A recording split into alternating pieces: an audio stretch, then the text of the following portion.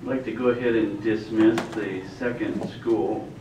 In the second school this week with Brother Parker will be Brother Hokinson, as well as Sister Long and Sister Gray, if you'd like to join them.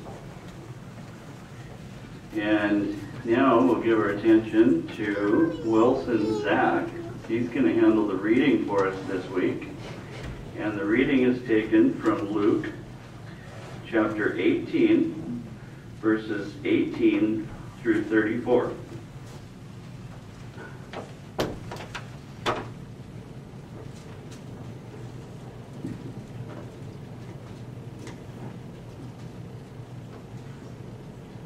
And a certain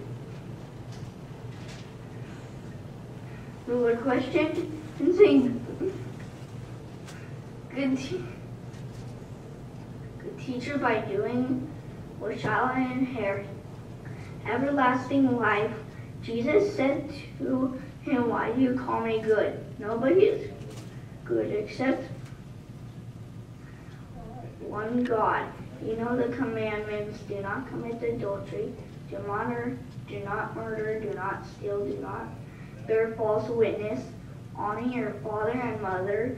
Then he said, all these I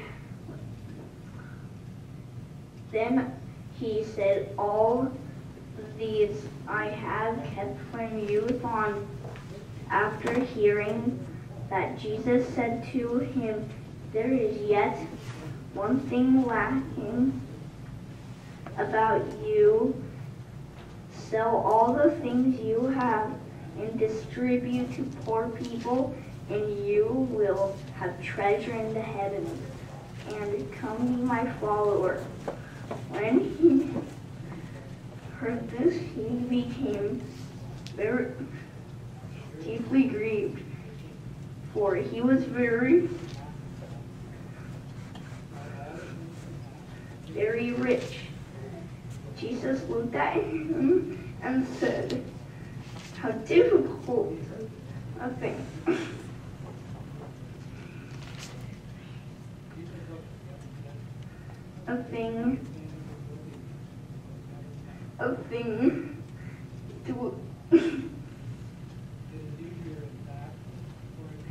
It will be for those having money to make their way into the kingdom of God. It is easier, in fact, for a camel to get through the eye of a sewing needle than for a rich man to get into the kingdom of God. Those who heard this said, who possibly can be saved?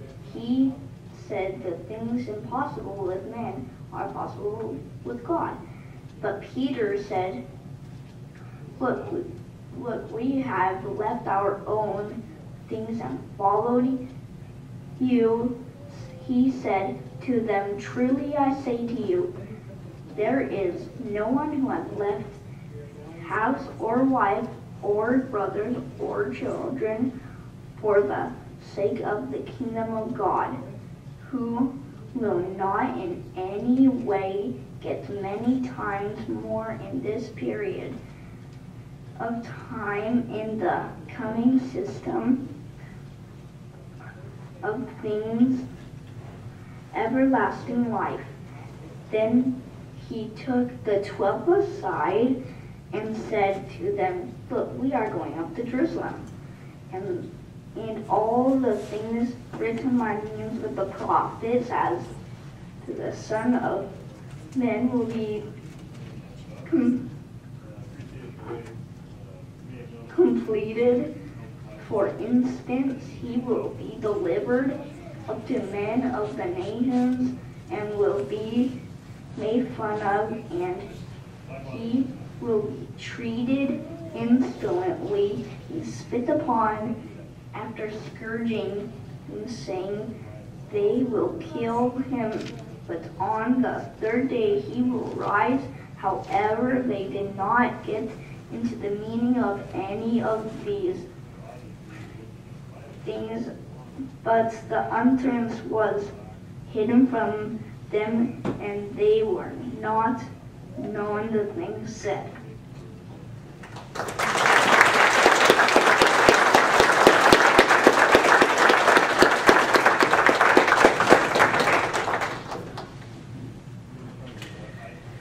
Very good job, Wilson. Thank you very much. That was an excellent reading. Do you have your ministry school book? Okay.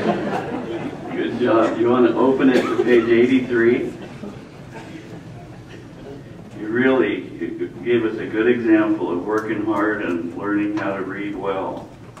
Page number 83 is talking about accurate reading, reading correctly and paying attention to how we read. And it's really important that we read the Bible correctly, isn't it? And that little box there that says, be careful.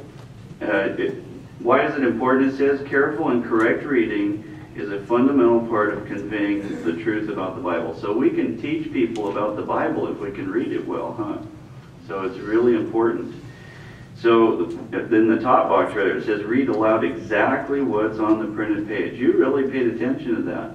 You really tried to read exactly the material. In fact, you read every line. I didn't notice that you skipped anything. You really did a good job.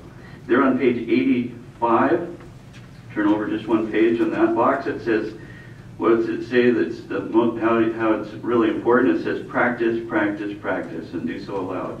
I know you did that a lot, and you worked really hard on it, and we're really thankful that you took so much time and you did a good job. Thank you. Now we'll give our attention to